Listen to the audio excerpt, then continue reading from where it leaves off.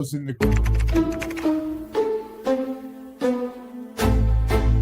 whoa.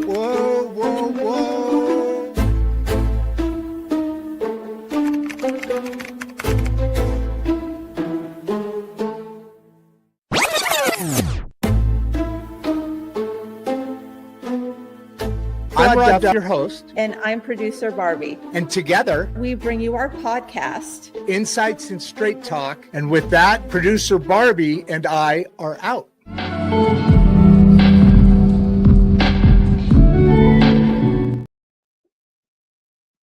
I went back to that one, guys. I've been playing around with different ones, and I'm going to make a whole new series of them. I'm meaning the intros and the outros. Producer Barbie is in California now. That was our California Malibu, PCH scene there at the end. Just had a couple of grandbabies, so she's out there. I just moved to Oklahoma. I'm here, as you guys all know. We were just talking about it, myself and Kimberly in the background there. I've got a great guest today. I'm really excited about this one. A lot of really good things going on here, including a musical background, which we'll dip into that a little bit. As you know, I can't resist that, guys. That's too great of a subject to just skip over. So I've asked her already, give us the journey to the journey. And so she'll be talking a little bit about this, about the musical background and what she does. She really plays with some orchestras. I mean, well, big time. I was thinking, she plays around with it, has some fun, kind of like what I do. And then I started getting really intimidated because she's like talking about all the stuff she's doing. This is a woman of amazing skills and talents. I mean, she leads leaders, right? Leadership roles and how to stay engaged, much less stay interested and excited about what you're doing. Because as many people know, it can be, what's the old saying, lonely at the top, right? Well, how do you stay motivated? How do you stay up? How do you stay being effective? First of all, it comes down, and I did not turn off my phone. Great, good for me. All right, I will have to fix that. That was a smooth move. I thought that was pretty good. You guys enjoy that? I'll do it in a second, as soon as I can get off the phone here. Get off the camera here. So Kimberly is really an exciting personality. So that's always a blast to do. Oh, geez, people are flying on. Okay, well, you know what, Kimberly? Why don't we bring you on, my new bestest friend in the world? That way we can make it a little more professional of a show and a little less me. And there's a boatload of people here, and I don't want to lose them. So instead of me rambling on, why don't we roll into where you started, how you started, who makes you, what makes you. I love a lot of the things you talk about because, it always comes back to, building the inside out. And we're all about that here. I mean, that the community here is always hungering for how do we improve ourselves as a person. And that's the base of what you're doing, the groundwork of what you're doing. I forgot to tell you, I know you must have been like, hey, don't eat the green peanuts in the green room. And you were like, where the hell did that come from?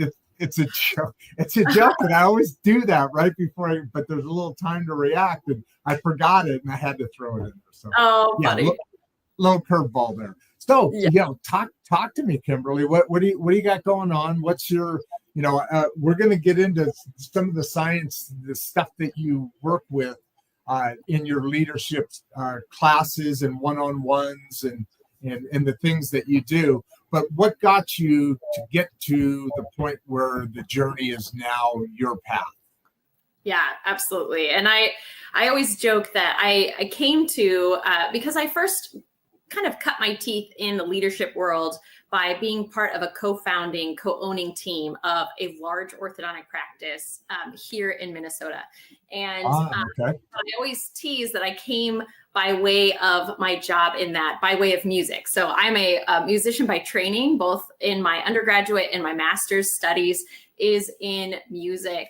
And at one point, my my family just required that I needed to utilize my essentially 5 finance classes that I took in my undergraduate studies to start this business. And I then used so you capitalized on that mega information that you had there. Yes, you have exactly. all this schooling, but you capitalized on this mega information. Parents got you. They got you exactly. going, right? Exactly. Right. It was one of those. Threw a minor in at the last minute when I was an undergraduate, and that's basically all I use is my minor in business studies. And so then I was part of this co-owning team for about 11 years, where I did everything that didn't require me to be in somebody's mouth as an orthodontist. So the way you put that. Yeah. So I was finance, I was HR, 401ks, taxes, working with difficult clients, insurance, all sorts of different things that I needed to do. And I did that for 11 years. So one of the things, though, that I did was help with leading a team of 35 individuals. So we're still considered a small business, but 35 people means that you do need to have a lot of conversations around what it's like to be a team member, as well as what it's like to be a leader. And during that time is when I was. So let me just interject here. Let's hover at 35 for a second. Yeah. So you have this co-ownership business with an ortho. I assume these are different orthodontists that are linked together through this. Not conglomerate, but whatever I'm trying to say. Yeah. So it would be an orthodontist with a team around that. So dental assistants, administrative assistants, and whatnot. So it would be 2 leaders and 35 employees. Okay, that's where I was going. So so you've got 2 leaders, and then the 35 employees that team members that you're talking about are the assistants, the accountants, the support to the business. Yep, absolutely. Gotcha. Yeah, yeah. So it's during that time. So I also have 3 children, and during that time that I found myself kind of at my wit's end, So I am really, yeah, shocker. Something about having a baby at home that really just icing on the cake, throw COVID. Heck yeah. That's as challenging as 20 other employees. Yeah, top. Right. Yeah. A toddler and babies. And yes. High energy in multiple directions. Yes, exactly. Yes. And that's when I decided I was finding myself extremely burned out. And this is when I started getting into the Enneagram, which is a personality framework that is based on the idea that there are 9 valid perspectives of the world. Through a series of, you can either take tests, or you can read books, or do self-reflection, you can find out what your type is. And when you do that, you're able to see those blind spots that are potentially holding you back or causing you to show up in a way that is not the most positive. And I started implementing that in my own life as a way to counteract this massive amount of burnout that I was experiencing. Juggling all the things that I was doing, keeping all the plates spinning.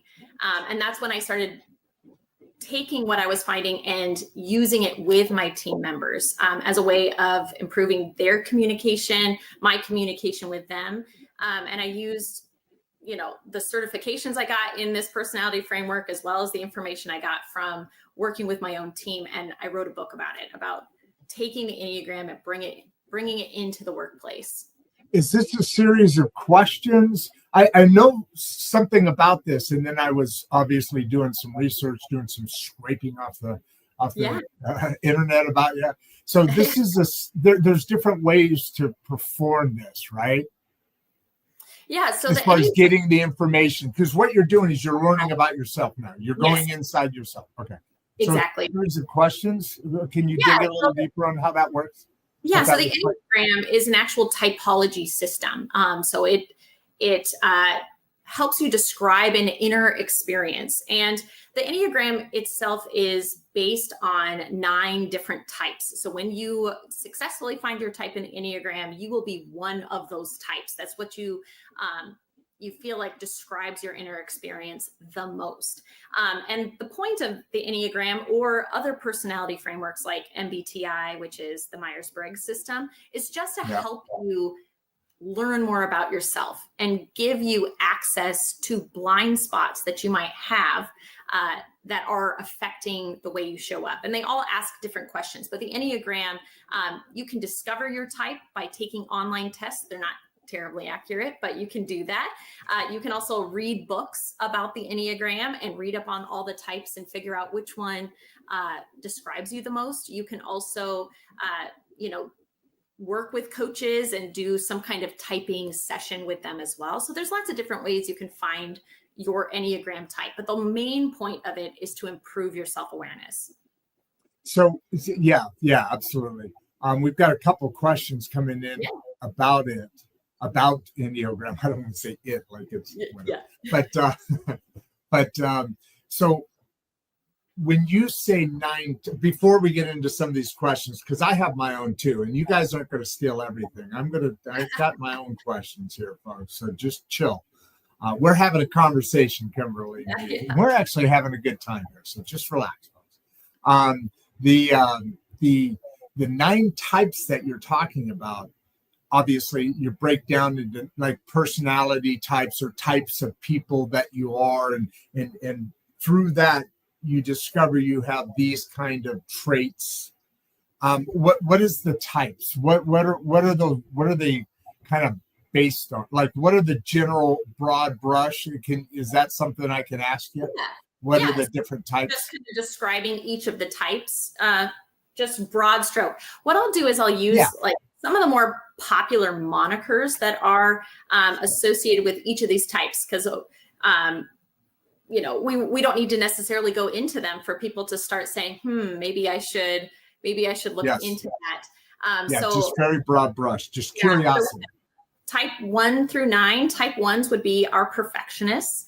These are people who are plagued with the idea of, am I bad? I'm worried I am a bad person deep down. And so we have our type 2s who are our caretakers. They could be also considered our helpers or our befrienders. And they are plagued with the idea of, am I wanted? Am I loved? We have our type 3s. They are our achievers. This is a very lauded type in the US, particularly because we are such a success-oriented culture. So these are our types that are very concerned with the idea of being a success and not a failure. We have our type, these are our individualists. These are our romanticists as well. So these are people who are plagued with the idea that there's something missing in them, but they are very concerned with understanding themselves and being understood by others. So these are, if we wanted to look at some kind of archetype of it, this would be the tortured artist. So someone who's very deep, but also very tortured by their own emotions. And then we have our type 5, which is our very analytical skeptic, who is very concerned with using up too much of their own energy. So they're worried about being inundated by the outside world, and they're also worried about looking incompetent. So they are minimalists. They like to kind of hoard their own energy and resources. We've got our type 6s. These are our loyal skeptics. They are people who look out for the common good, but they also are the people who are planning for issues that might come down the pike, maybe never. So they're constantly scanning the horizon for potential threats. And they're worried about this basic issue of, am I safe? And will I be supported as well? We've got our type 7s, which are our classic FOMO. So these are the people who are fear of missing out. I've got a dog like that. Total FOMO. Yeah, total FOMO. Just runs over there if something's going on. What am I missing? Yeah, exactly. These are our people who actually are fear of being trapped in negative emotions. They don't think that they can handle it or that they would be supported to handle deep emotions. So they escape out into the outside world. So there are our escapists. And then we have our type 8s who are are controllers. That we use controllers, but we could also say protectors. These are people who they don't necessarily need to be in control, but they do not want to be controlled by the outside world. And they're going to protect those in their inner circle. And they can come off as very big personalities as well. And then we have our type 9s, which are our peacemakers. So these are people who kind of connect everybody, but they also minimize their own preferences and needs just so that they can avoid this core fear of being in conflict. So these are like a super broad strokes of these 9 types. And this is developed way back it first got its start in spiritual origins, as well as even as far back as Homer's Odyssey. There's inklings of these 9 type way back in Homer's Odyssey. And it kind of followed its own journey through philosophical and spiritual traditions until about the 1970s, when it was brought to different Hey, Kimberly, yeah. can I just ask you a question? Your sound is kind of going. By the way, we have a little over 300 people here. Yeah. Your sound is kind of going up and down. Do you have an automation in your sound or something where it's adjusting, or is it? Can you think of anything? Or if it's not obvious, it's no big deal. I just didn't know if you knew anything. So, but I will. I can also see if that's any better. Is that any better? Well, I mean, time will tell. Let's just go with that. I mean, because I don't know. I just noticed because it's what you're saying is, and the problem is what you're saying is so fascinating. I'm intently listening, so I wouldn't have noticed it otherwise. But I'm really listening, and it sounds like you're going up and then down is all. So the nine. I'm glad I asked that question because I had no concept of such a wide angle of wide view or wide spectrum. There's the word. A spectrum of people. And it'll be interesting to break that down a little bit more, obviously, as you talk about what this technology, what the skill set is. I say technology, what this program that you utilize is, as far as, but it was also interesting how you described them, each one, in that it always seems to be like an over something, overreaction or an over. I can't search for another word, but you know what I'm talking about. Yes. Right? Yep. So go on with that, would you? Yeah, absolutely. And you're narrowing in on exactly the essence of the Enneagram, is that we're asking the question of why do we do the things that we do? And usually the reason why we do something is because we are afraid of one thing and we are desiring something else. And so this repellent energy of trying to get away as fast as we can from those core fears, which is what I'm bringing up. I'm bad. I'm not wanted. I'm not successful. I'm boring and ordinary. I am too much. These are all things that we are running away as fast as we can. And we use different adaptive strategies.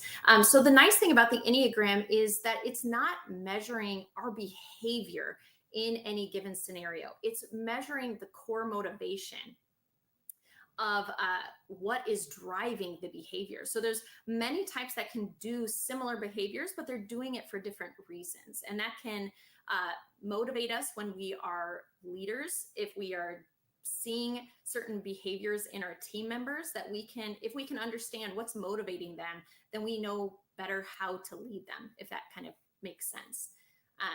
But like you said, there's different personality frameworks out there. So I always like to draw a correlation just in case anybody's familiar with other personality frameworks. But MBTI, with Myers-Briggs, a very widely used, well-known personality framework out there. It's asking the question of what do we prefer in these 4 categories of human experience? So how we direct and receive energy, how we process information, how we make decisions, and how we move about in the world.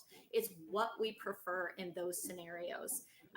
And so I like to draw that connection because here's the Enneagram asking why. It's not about behavior. but what is motivating that behavior? And we have the Interesting. MBTI, which is what is the behavior, or what do you prefer? Now, it's still amazing information. And I'm also certified in Myers-Briggs because it is such a great tool.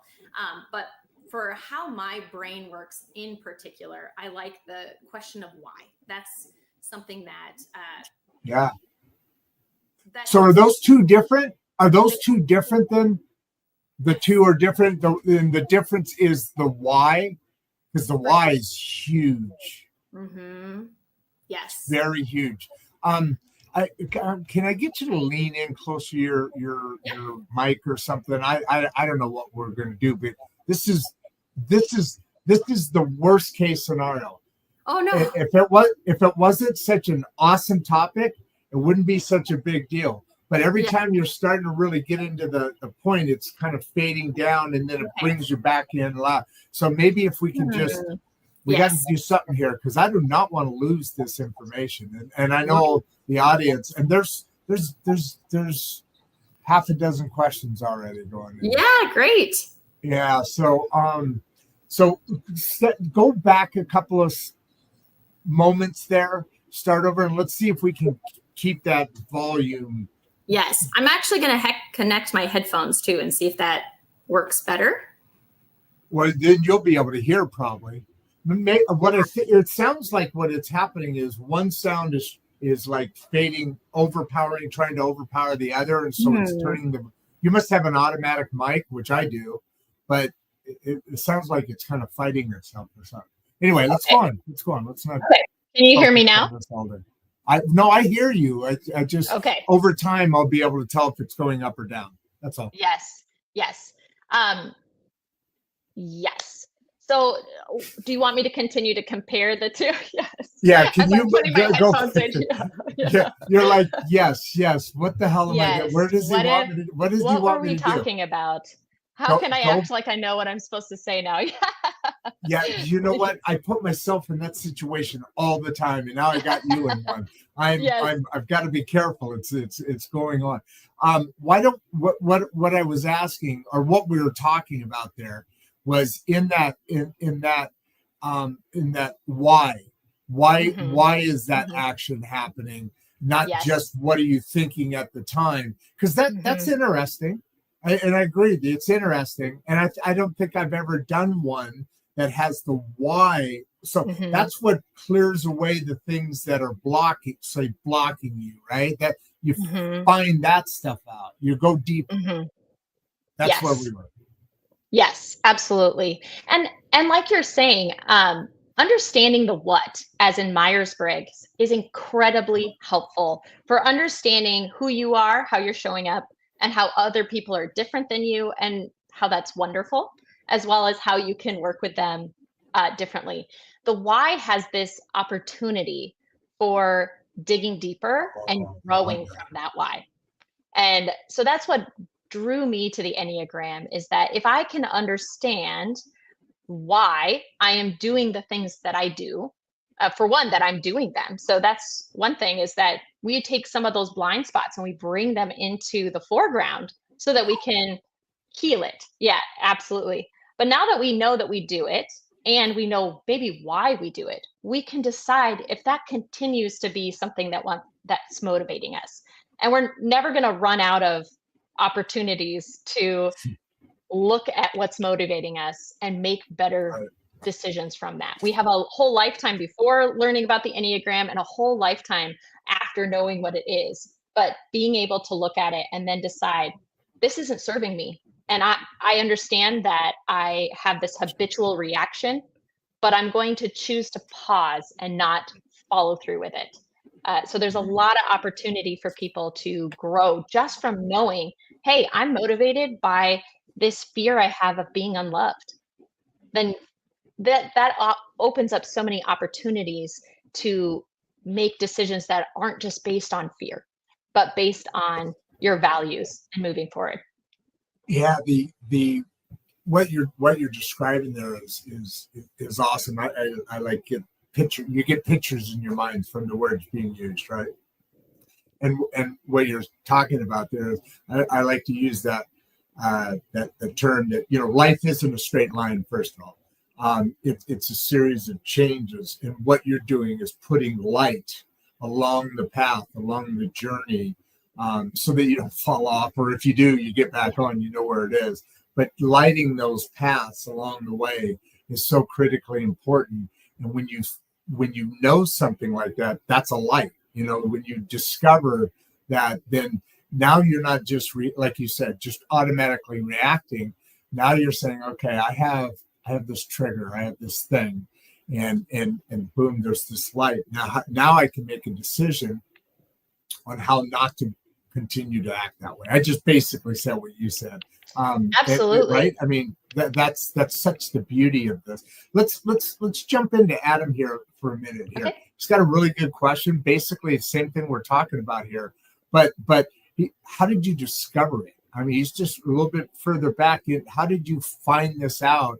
I know you were talking about you were first in management. We were talking about that. Is that how did you discover it? Yeah, I've always been curious about personality typing systems. My dad used to be a manager of people, and he used Myers-Briggs, and that helped him be able to look at the people he's working with and understand that he sees the world differently. And there's nothing wrong with that. There's something so enlightening about that, to say there's many different perspectives of this same situation. There's many right ways to get something done. And nobody's trying to, work against you by just being themselves. So I was always very interested in personality frameworks. And I actually had a friend introduce me to the Enneagram when I feel like I was at my lowest point. Like I said, I was managing people. I was working with difficult clients, difficult patients, as well as had 3 little children at home. And I was just burning out. And that's when a friend introduced me to the Enneagram. And I took it as an opportunity to discover more about myself. I'm a type of personality that just takes on stuff. You're experiencing a little bit of stress. Let me do that for you. Let me take that off your plate so that I can burn out more. Exactly. So it was enlightening for me to understand that, I am habitually doing this thing that is driving me into the ground. So it first came as you don't know it. Practice. When you're in the forest, you don't see the trees. Absolutely. Right? When you're in it, you don't realize it. It's like 70% of people live, and this is part of helpful of this. Live with 70% of humans have some sort of mental disease, depression, this, that, whatever. But that's that. You don't even we're living in that. When you discover things like that, all of a sudden your whole world opens up, right? Absolutely. So we're now able to make better decisions. And so I used it first as a personal practice before I started seeing how I could understand my team better, and then be able to help them interact with each other better. So becoming a little bit more of, how do I interact with you? Now, how do I help you to interact and just you both see the world so differently. And so you started working with them in this program and having them go through the program, teaching them that. Gotcha. Absolutely. Gotcha. And then helping coach them into how to interact with each other, so that that they could just have better communication. And if they were going to have conflict, have better conflict. Sometimes we need conflict, and it's about being able to show up and really tackle the issue and not each other when we're going at that. Right there. Discourse, right? Right. Reasonable exactly. Discourse. That's a whole lot of stuff. That's not just at the workplace. Absolutely. That's everywhere. Absolutely. And so many times we get them conflated so that we can't get anywhere before we're agreeing. Well, we don't need to agree to solve this, but we do need to have mutual respect of how to approach this issue. And that first comes from knowing your own stuff. And like you said, knowing what your triggers are and being totally aware, these are my hot buttons. And if somebody's going to trudge around these and they step on one, it's my job to manage my own reactions to it. Yeah, no doubt. So there's some really interesting questions here, but they're messing with me here. They're not being organized. They're chopping all over the place. Like you saw early, Adam back here was talking about how did you discover it. Now we're wanting to learn how you got into coaching, which is what you were just talking about. Yeah. I appreciate the Adventure Show's input here. Look at that. Another podcast is on here. There you go. That's why I kind of love that. Yeah. James Show, what's the biggest leadership challenge you've seen? Now, I'm guessing in this, would this be as an individual, like your biggest leadership challenge was with or is it more of a program leadership challenge? What do you think they're getting at here at the James Show? I would think, I would guess maybe more on the individual level. There's many ways to improve your leadership that has nothing to do with personality frameworks. In fact, there are people out there that I have been part of consulting with the team or working with individuals one-on-one, and they are just not into personality frameworks. And I totally respect that. A lot of times people have been typed against their will, or maybe they just don't enjoy that kind of those kinds of typing systems. And there's no problem with that. Personality That's typing also system, very personal to deep personal. I mean, I remember taking those, and it's like a little frustrating because you got to be honest with yourself. After you do it, if you're there, then it's a whole different thing. It's a but the brain likes to be comfortable, and this is change, and you're having to expose yourself here. That's kind of, I get where that'd be tough. Yeah. Absolutely. How many? What do you think the percentages are in people? Like, is there any kind of number that's ever tracked or anything that people are like into it or not? Or I would say I can't speak to larger statistics, but maybe just on my own personal experience, I would say there's usually, if I'm working with a team, there's usually one or two people who are just like, I'm not going to do this. I'll be here because my team is here. And I'm going to kind of warm up to it. I think that's a safety thing. I think it's a personal safety.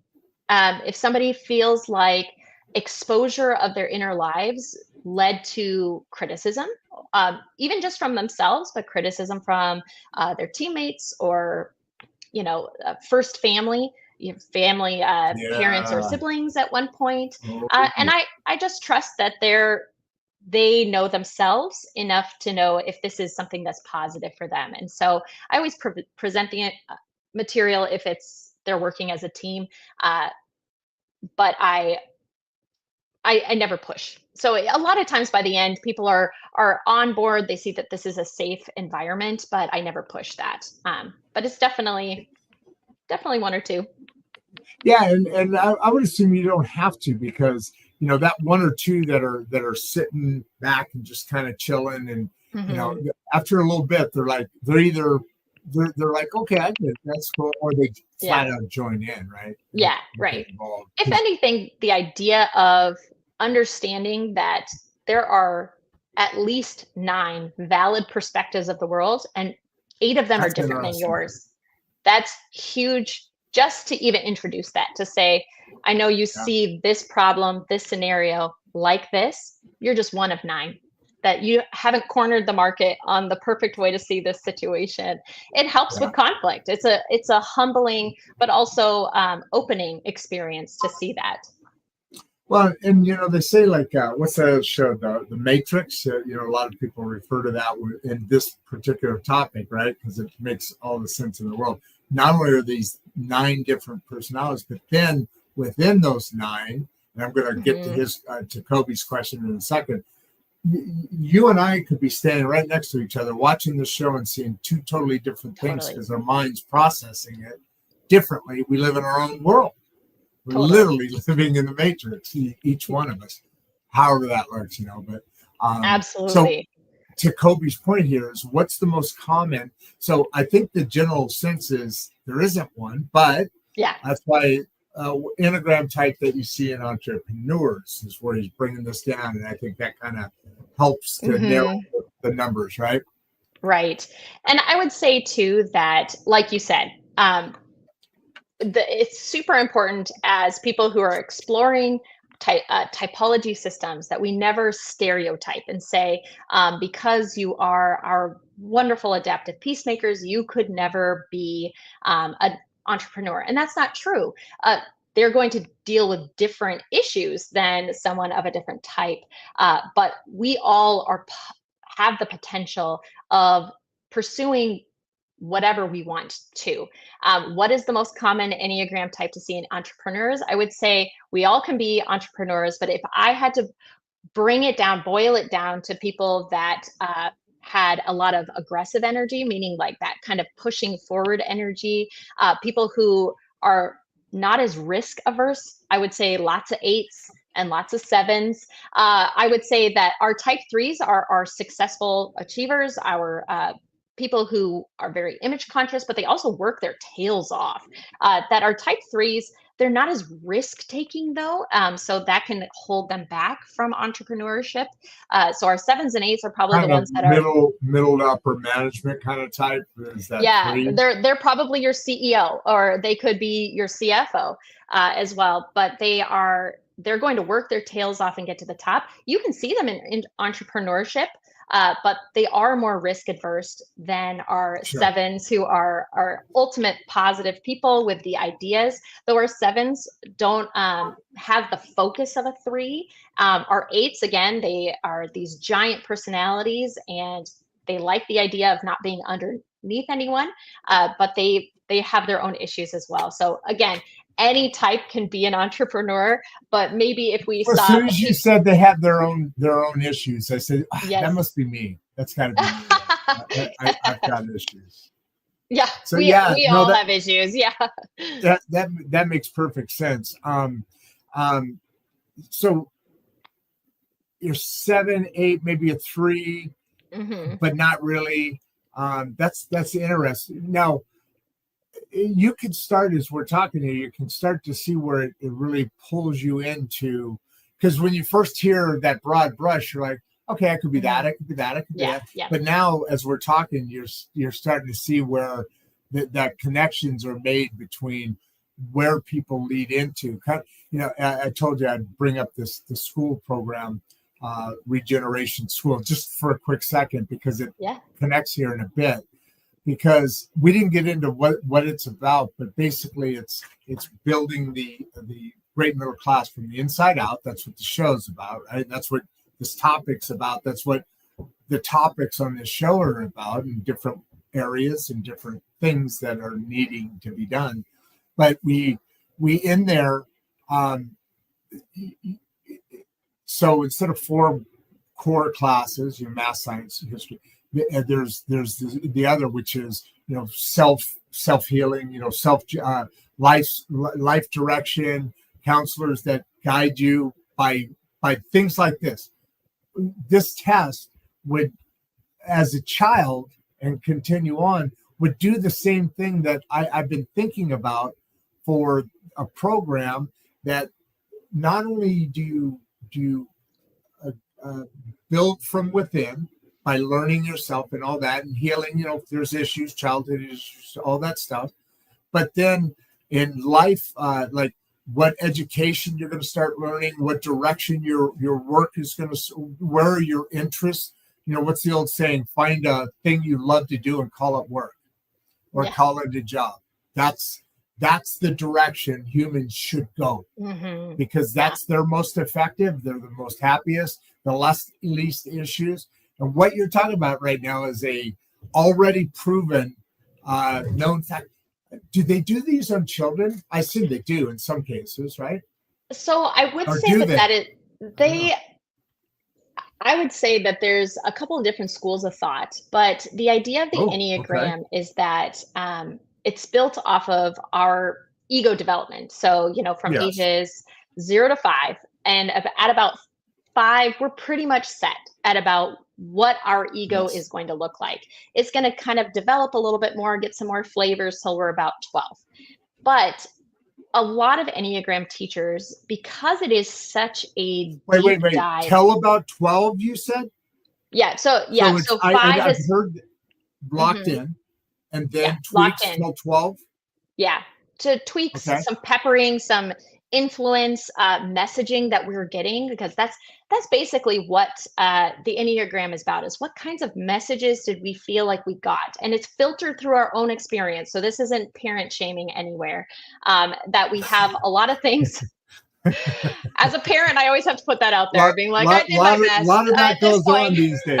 Yeah. A lot of Yes. that going around these days, or has been going around. I think it's changing. Right. Yeah. Right. Absolutely. So there's a lot of Enneagram thought that sometimes when we test on children, we're actually influencing their perception of themselves. And so sometimes we can test How so? children. We can test How so? children young, and then by testing them, and maybe we test them incorrectly, because as a child, they're taking in a lot of information from their parents still. So they're mirroring their parents when they're still living at home. So Also, their answers would actually be their parents' answers, not necessarily theirs, is what you're saying? it can be. When they're It young? can be. Okay. Yeah. Okay. Yeah. We're So they're, still they're learning about mirroring their that. parents. Yeah. So there can still be a lot of great information that you get from it, Mm. but I would be hesitant because the other dynamic is the child takes the test, they test as something, and now they're being told that's what they are, instead of Yeah. allowing them to kind of grow into it. They say that even Total opposite of what you want. Yeah. yeah, Go ahead. absolutely. Go ahead. That you want to say, who are you? Let's, Yeah. when a lot of times when people leave their home, their first family home, so now they're off on their own, they're buying their own groceries, they're going to school or whatever it is, that's when they are not being so influenced by their family, their first family, and mirroring whatever it is they feel like they need to mirror in Interesting. order to survive. That's when the test is going to be the most accurate. But it can also be a journey of learning who you are. So it's, in my mind, it's not don't do this, but be very careful about how we introduce information to children that can cause them to create beliefs about themselves that might not be 100% accurate. See, folks, that's exactly why we have experts on this show versus me. Because there was a beautiful answer that did not slap me and explain the difference of what the reality. Because to me, it was like, it's a no-brainer. Oh my God, this is beautiful. Yes. And then as I'm listening to you, I'm like, oh my God, no, that would be horrible. That was really well put. Oh, Really good. Well, and I that. guess as a parent, and somebody who uses the Enneagram daily. Yeah. This so you've is something thought about that actually a lot, huh? Yeah. Go ahead. That I look at my children and I say, in my mind, I can say, this is really consistent with this type. However, I don't know what I'm doing to cause them to mirror that back to me. So this could be an adaptive strategy to get them what they need at this moment. And that can be totally different than when they are older. And the worst thing I can do, especially if they are that type, is for me to tell them what type they are, because now they might take that on to make mom happy, and it has nothing to do with them. And so create its own issues. Totally. It's such, parenting and children and development is such an art. And so I always want to go into it with a lot of respect for the other person, as well as respect for the nuance of the situation. It's very difficult. Yeah, man, that's powerful. I love the way you could see you could just hear the professionalism in what you're saying, and that's beautiful. And it's also comforting, as far as, okay, this is actually somebody who deals with this at a level that just by listening to you, Kimberly, you can tell that it's solid. It's good, solid stuff here. might be a time to shout out your website real quick. Just throw it out there. Yeah. Go ahead. Oh, my website. Yeah. So it's enneagramreflections.com. And so there's lots of information on, I have a blog as well about the Enneagram on there. And that's exactly what I was just going to say. Check the website out. I've been on a few different times. We still got a ways to go here. I'm not winding it down by any chance, if you don't mind. Where are we at on time? We're okay on time, right? Yes. For a little bit. 45? Yeah, we're good. Because we're probably 30 more minutes ish, and maybe less than that. But anyway, Branson here, he comes on periodically. He's a really smart guy. From what I can tell, is a digital friend, so who knows? But how can teams use Enneagram to reduce conflict? And you got into this earlier when you were answering the question about how did you get into coaching. You started using it personally. Well, first of all, it was for you. Somebody said, "Hey, do this. Figure your beep out, and you'll be fine after that." And right. And then you started using it for that, and then your staff, the people that you're working with, you started teaching them how to use it. That's where the intro is for you to answer Branson's question. Absolutely. So I would say that anytime there's conflict, there's multiple parts of it. So, but the first part that we're always going to work on is us. So what am I bringing to the table? What are my communication styles that could be perceived in a certain way? How is this different than the other person? As well as what are my hot buttons? There's so many times that we enter into unexpected conflicts. We're just trying to pass information between team members, and all of a sudden everyone's boiling. And yeah, right, exactly. Like, why is the copier not working? And all of a sudden it's this huge fight. A lot of times it's understanding our own trigger buttons and working on slowing down the reaction time of that stimulus and response, just creating a little bit more gap where we can say, okay, I can feel myself being triggered. I'm going to take a deep breath. I'm going to get the space that I need. I'm going to circle back when my brain is back online. It's not being hijacked by the fight, flight, fear, fawn response. And I can now come to this as, a logical human being and see it correctly. So that's you, the understanding your triggers. The other part is then that interpersonal dynamic. So understanding who the other person is as well can help reduce conflict. Because if you understand this person looks at the world a totally different way, then I'm not going to personalize their point of view. I'm going to say, this is just how they see this. And I'm going to depersonalize. This isn't about fighting with me. This is about them expressing that point of view. You can also help reduce it by improving your communication understanding. So understanding your own communication style and how that is wildly different sometimes from the people across from us. There's a couple of different types that we can even just talk in terms of indirect communication versus very direct communication. And this is a huge hot button between types, that there's some types. What do you mean by that? Wait, what do you mean by that? Direct communication meaning indirect versus direct. Meaning body? So direct communication would be laying it out straight. So our type 8s are so perfect at this. They're going to be our straight shooters. They're going to be the person who call it on the carpet, say it exactly how it is, and they're not candy coating it. There's a lot of other types on the Enneagram that feels like conflict. Somebody telling you directly that you're saying that email was wrong. I think that we need to rewrite it. Saying it very bluntly can feel like conflict to some other types. So in those situations, it would be understanding on both ends. Of, say, if I'm an indirect communicator, that I like to have things nice and sugar coated and everybody's being treated in a very soft way. If I have a colleague who's going to talk to me in a very direct way, then I might just give grace, being like, that's just Sally shooting it straight. She's not mad at me. And vice versa. So those who are straight shooters, maybe candy coating a little bit so that it doesn't feel so rough for the indirect. How feasible? Well, these any question I ask in this area is not going to be a fair question because it's very to the person. But how feasible is it that a straight shooter is going to? Because I imagine, when you said straight shooter, when you made that comparison, instantly the image came into my head of what they were like. And then the candy coater, and we have some names for those because they're that way. How feasible is it that people will make those adjustments when they're in the team? Like, you've been through this, the answer. I don't. Right.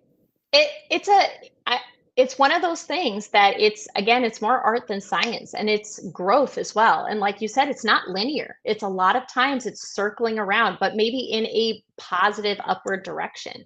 So it's about those small steps that we can make towards understanding our own reactions. So if I'm a candy coater and I'm getting this very direct email, that instead of going into a fear response or some kind of conflict response, is taking a deep breath and understanding who's sending it.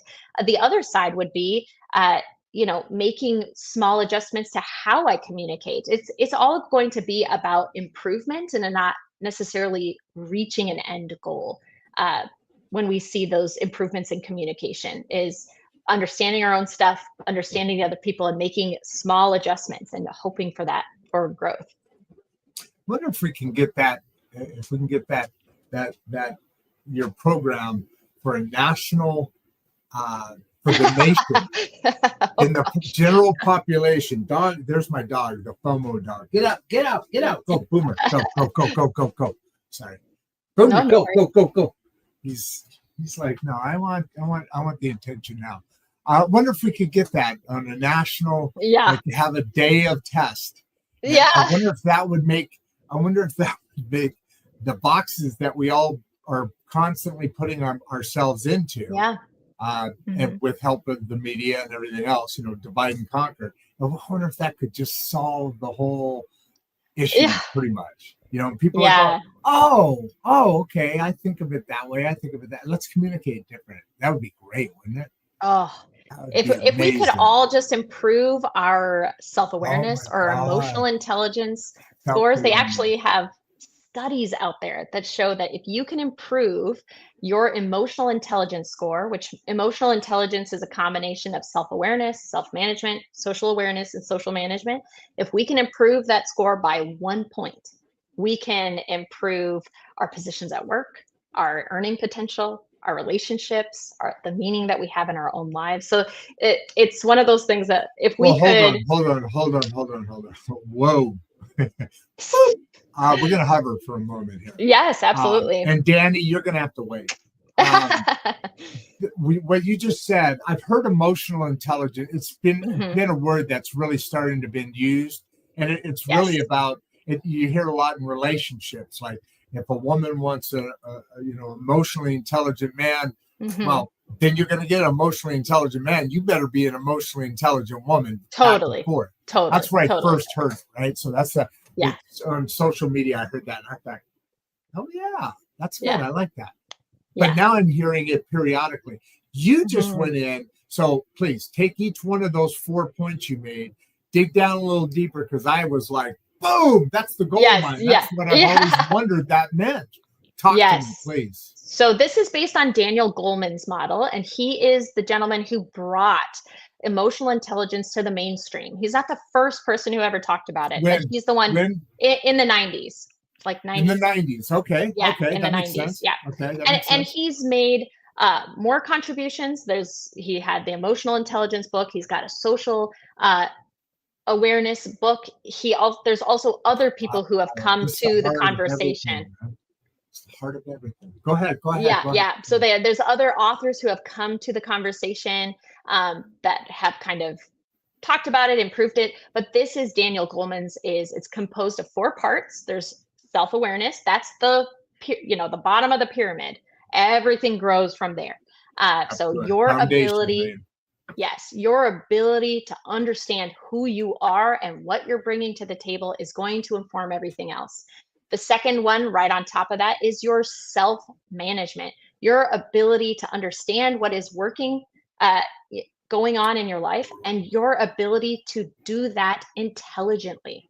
So knowing what your triggers are is one part. Managing them is the second part. So we can know that I'm triggered by somebody being unappreciative, but it's my skill of managing the feelings that come up when I am unappreciated that help me with my emotional intelligence. The next one is social awareness, which is our ability to understand other people's emotions. So our ability to understand somebody else's experience of us, or maybe of the workplace, or whatever we're experiencing together. And then our social management is our ability to influence those emotions. We cannot control anybody else. That's not what it is condoning or asking for, but it is saying, how can we show up better so that other people are able to show up better around us as well? So it's made up of those 4 components. How much of the population actually does that? Very little. Yeah. So because I always thought I've grown a lot, but man, what you just said, I'm a 0. I need to come visit you. Come on. No, I don't mean that. Yeah. No, I do mean that, but I don't mean that. I got to come visit you though, because man, that's every bit of that made perfect sense, and I'm doing none of it. I mean, physically, Yes. Being part of it, actively doing it. Yeah. That's huge. Yes. They say about 90% of top performers have high emotional intelligence, and that would be the average score of all 4 of those components. Yeah. Okay, but the rest of us are walking around with a C average. So that explains a lot now. Okay, I better get to work, man. We all I haven't got as many years left as I used to. I better get going. I'm calling you up, man. Yeah, great. We'll work on it together. Yeah. Exactly. So, what is the role MBTI play alongside Enneagram? Yeah, so it's another. You talked about this a little bit. Yeah, right? Yeah. So they don't actually work. They don't answer the same question, and there's not a one-to-one comparison. Yeah, but you said it fills kind of a picture, more color between the layers, I guess. Yeah, absolutely. What I recommend when people love personality framers, I'm like, go wild. Go figure out your Colby. Go find your disc. Strength finders. Here we go.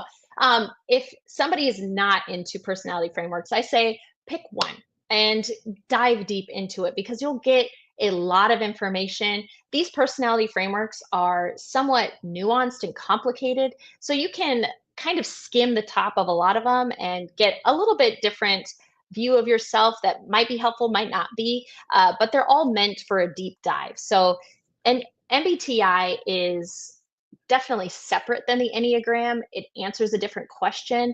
It's not necessary if you are interested in the Enneagram, but if it's something that you can use, especially with a team more wholesale, then that can be helpful to understand yourself in that context. MBTI serves the purpose, if we're looking at that emotional intelligence pyramid or model, MBTI would help you with your self-awareness. Again, it's giving you pieces of yourself that can help you know yourself better, know how you're showing up to the table so that you can manage yourself better. So it's still answering that same question of who am I? It's just asking a different fundamental question underneath. So what does it help? Does one help knowing more about the other? In other words, the who am I? That's that one. The why am I? Or I'm not sure. I'm not saying that exactly right. But do they at all? They don't do a one for one. Okay. Yeah. Okay.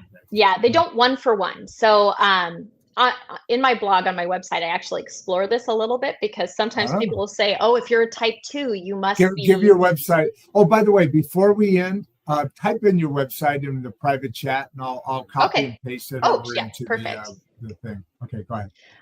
But I do a little bit of a comparison between, because that I have to say has got to be one of the most common questions I'll get is, if I am this MBTI type, what Enneagram type am I? But because they ask different questions, you're constantly looking at those what categories under the context of why. So I could probably give you like, maybe look at these 4 types based on your MBTI type, but it would still require a lot of self-exploration, because like I said, MBTI is looking at what do you prefer in these 4 categories of human experience. And so that's a very different question than why do you do what you do? What's motivating you to do that?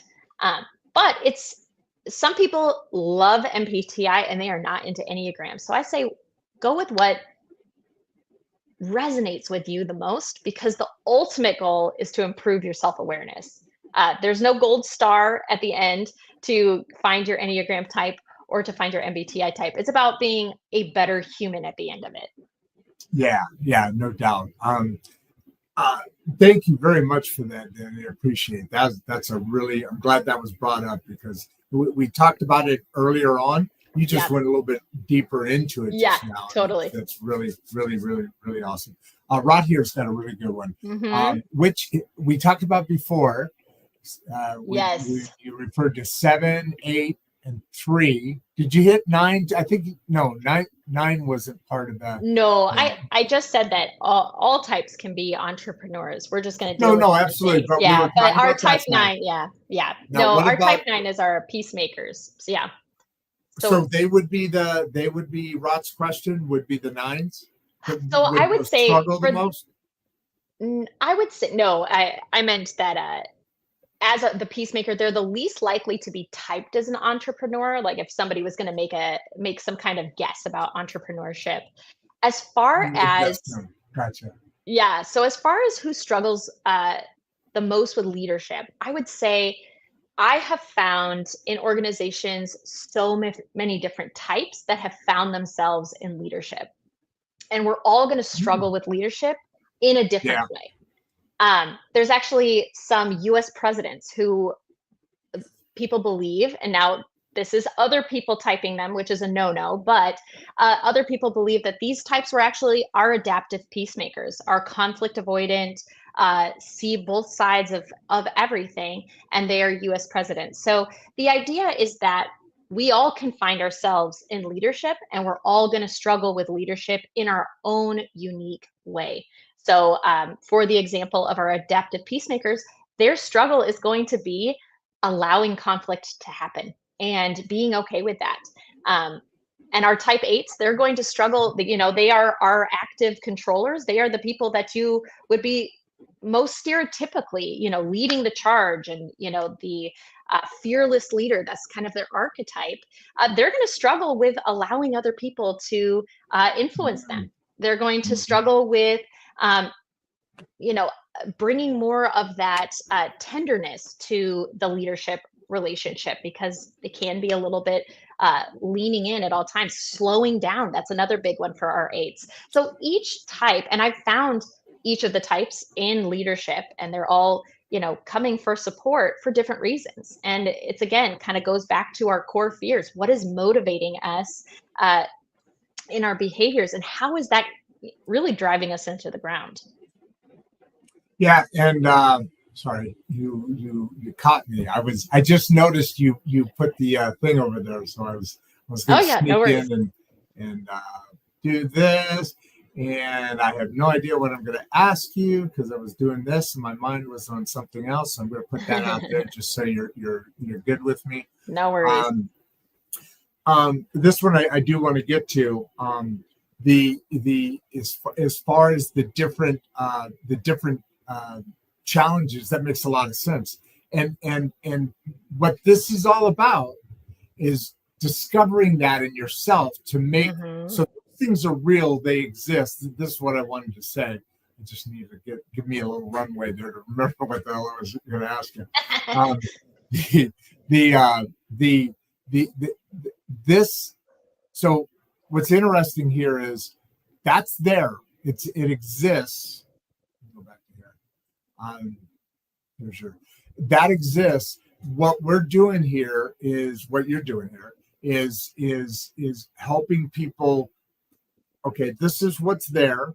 Oh, you discover that, you see that, you recognize that. Now let's put a little light on it. In that journey, let's put a little light on this one. This is what we got to fix, or do whatever we need to do. Right? That's what this is about. That's the beauty of this. Not just discovering the fact that you are that, or you have that, or this or that, or that, but then you use it. That's that's the light bulb on the journey, on the path. Absolutely. Absolutely. Now you do the work to stay on the path. Absolutely. Absolutely. All right. So, what's your favorite success story using this in business? So that's boom. There's your light bulb. What's the best one that comes to mind? Maybe there's a couple of them. Yeah, there's a couple. I'll speak to my own personal experience, since I know what it feels like from the inside out. And I, obviously I am not at the end of my journey, and I can't say there's never a success story where everything works out perfectly, but I can speak from my own experience as a leader, how the Enneagram has helped me show up better. Definitely, I'm a people pleaser by birth and by training. It's like I said, I take on other people's emotions. I take on their projects so that I can keep the relationship. And ultimately, I can't stand my own anxiety with watching other people struggle. It feels like a call to action. And when you're a leader of 35 employees and you're doing your own tasks, as well as having 3 small children at home, this means that there is a constant flux of emotions. There's a constant barrage of things that you need to regulate other people, do these different tasks, handle things that are not my own. And so by using the Enneagram and just being able to see that this is what I'm doing, I'm taking people who are incredibly smart, totally capable, and I am making them dependent on me so that it fulfills this need that I have deep down. And so by discovering that and doing lots of work, this is a lather, rinse, and repeat. This is something that I developed as a very small child as an adaptive strategy to make me feel safe, love, and belonging. We come by these things very honestly. And by the lather, rinse, and repeat of being able to notice the times I'm doing it and choosing differently, I was able to start to empower my team more. I have actual little phrases for myself. Because you were taking away from your team. Absolutely. Without absolutely. That. Making people who are incredibly smart. This is why they were hired, and saying, "Oh, don't worry about that, honey. I'll do that for you." Yeah, exactly. And then burning myself out and feeling resentful. And so it's a matter of and then get mad at them about it. And then you're getting mad at them about, why, I'm having to do this and this and this. I'm having to do all this stuff for you guys. Yeah, exactly. That's crazy.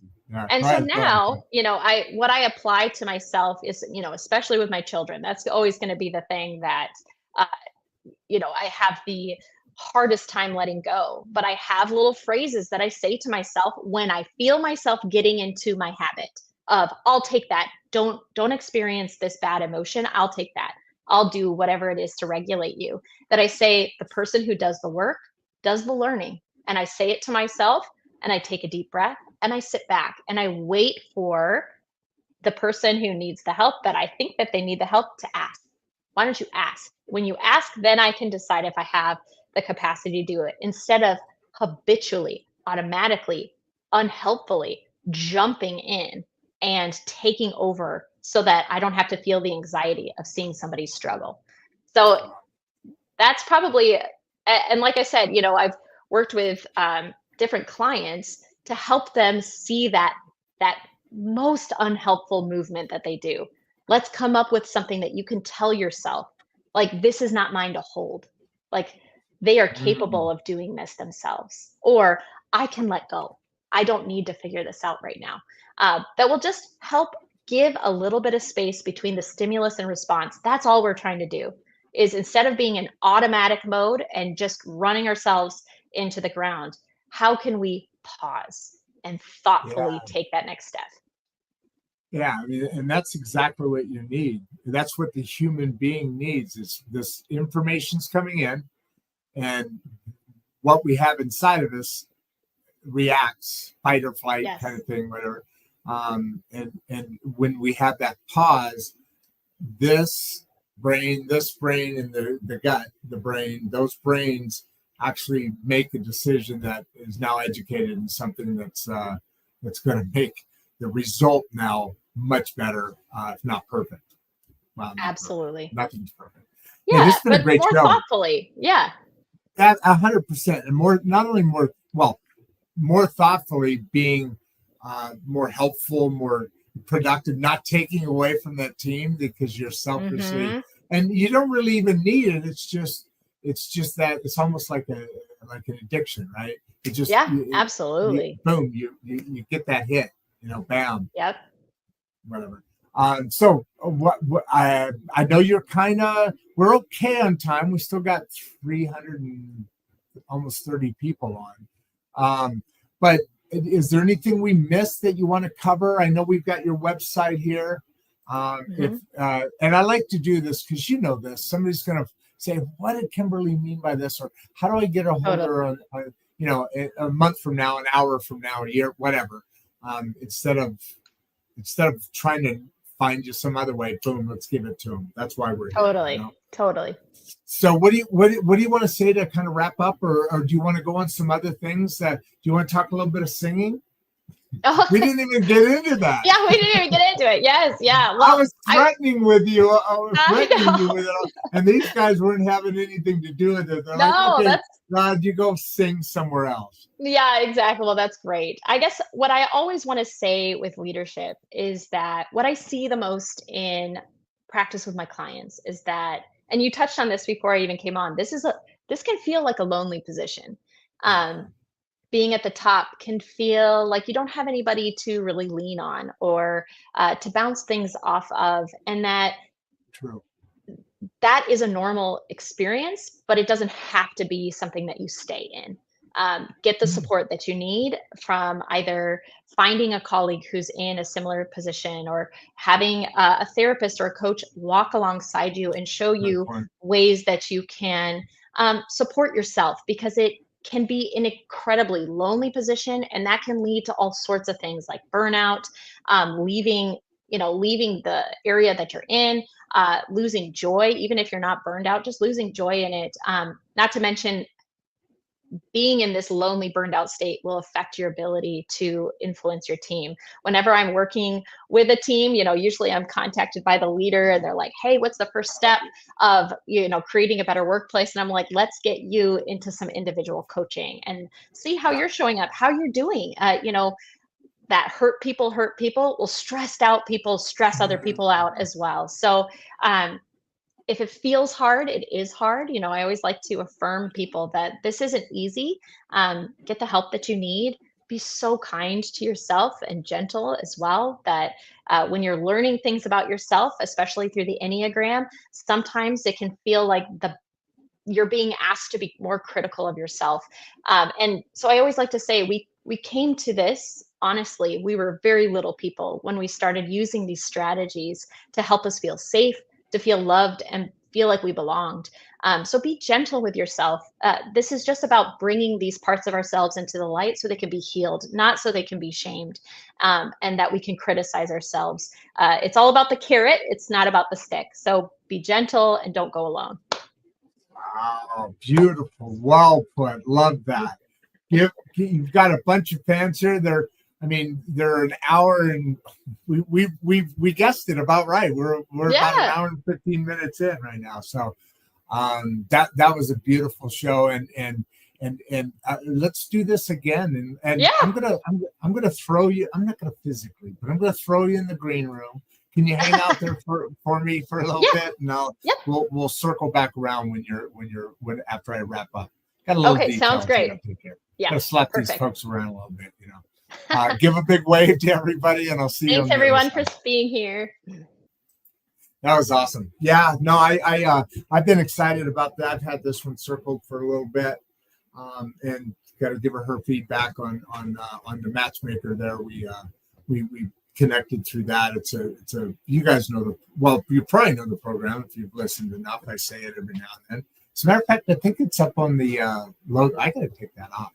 I don't want to advertise to them. You guys sponsor us. I need sponsors. Help us out. No, no, that was Kimberly. Thank you. That was as advertised. That was beautiful and well put. Very professional. You know, we have a lot of guests. I think we're at 300. I think Kimberly, you're 325 now guests that we've had. Expert guests, like I said. You guys saved the show. The audience is, you know, thirsting and needing for this information. We're trying to keep the lights on and keeping it going. And God, we didn't even get into your dental thing. We got to do a secondary, second and third show here with Kimberly if she's up for it, because there's a lot of good things that people like you are doing, and you know the elites in the world, which is fine. There's nothing wrong with that, but they have a lot more access to things than us. You know, us people in the middle class here, and in the great middle, the working class, it's called in other parts of the world, and to have people like Kimberly on and bringing this knowledge. I mean, you listen to her and you can hear. There's a difference in hearing, or there's a difference when you receive information and you're processing it, and you can tell that person has a level of expertise that other people may also be talking about in that space, and you can hear the difference, and you can feel that difference, and you can feel that experience, and so it's an honor. It's awesome to have folks like Kimberly on, and you know, here on Insights and Straight Talk, and you know, we do have a lot of fun, and you know, I told Kimberly I had to come back and say hi to her, so I'm out. Before you leave, if you'd like to watch another one of the podcasts, click the first link in the description. We love having you here, and we appreciate all your support. And with that, producer Barbie and I are out.